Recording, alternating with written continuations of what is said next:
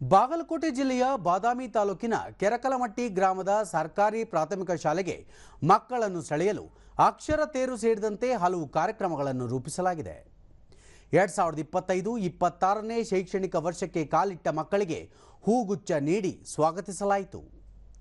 ಮಕ್ಕಳನ್ನು ಸೆಳೆಯಲು ಶಾಲಾ ಶಿಕ್ಷಕರು ಹಾಗೂ ಗ್ರಾಮಸ್ಥರು ತಮ್ಮ ಸ್ವಂತ ಹಣದಲ್ಲಿ ಈ ಶಾಲೆಗೆ ಸೇರಿದ ಮಕ್ಕಳ ಹೆಸರಿನಲ್ಲಿ 20 ವರ್ಷಗಳ 2,000 ರೂಪಾಯಿ ಠೇವಣಿ ಯೋಜನೆ ರೂಪಿಸಿದ್ದಾರೆ.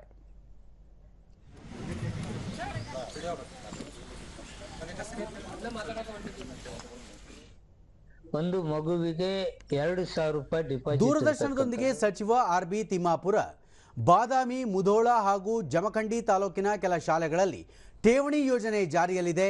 ಹೀಗಾಗಿ ತಮ್ಮ ಊರಿನ ಶಾಲೆಯಲ್ಲೂ ಹಾಜರಾತಿ ಹೆಚ್ಚಿಸಲು ಪ್ರತಿ ವಿದ್ಯಾರ್ಥಿ ಹೆಸರಿನಲ್ಲಿ ಠೇವಣಿ ಇಡುತ್ತಿರುವುದಾಗಿ ತಿಳಿಸಿದರು.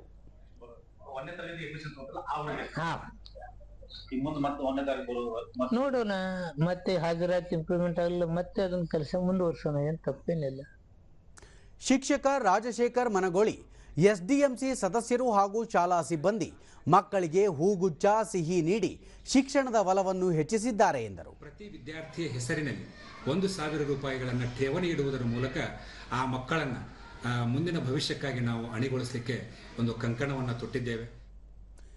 ಎಸ್ಡಿಎಂಸಿ ಅಧ್ಯಕ್ಷ ಭರಮಪ್ಪ ಹೊಸಮನಿ, ಈ ರೀತಿಯ ಯೋಜನೆಗಳಿಂದಾಗಿ ಸರ್ಕಾರಿ ಶಾಲೆಗಳಿಗೆ ಮಕ್ಕಳನ್ನು ಸೇರಿಸಲು ಪೋಷಕರು ಮುಂದಾಗುತ್ತಿದ್ದಾರೆ ಎಂದರು. ಊರನ್ನ ಗುರು ಹಿರಿಯರು ಕೂಡ್ಯಾರ, ಹಂಗಾಗಿ ನಮ್ಗೆ ನಮ್ಮ ಮಕ್ಕಳಿನ ಶಾಲೆಗೆ ಹಚ್ಚಾಕ ನಮಗೆ ಮನಸ್ಸಿಗೆ ಪೂರ್ತಿ ಹಚ್ಬೇಕನ್ನೋ ಆಸೆ ಹುಟ್ಟತಿ.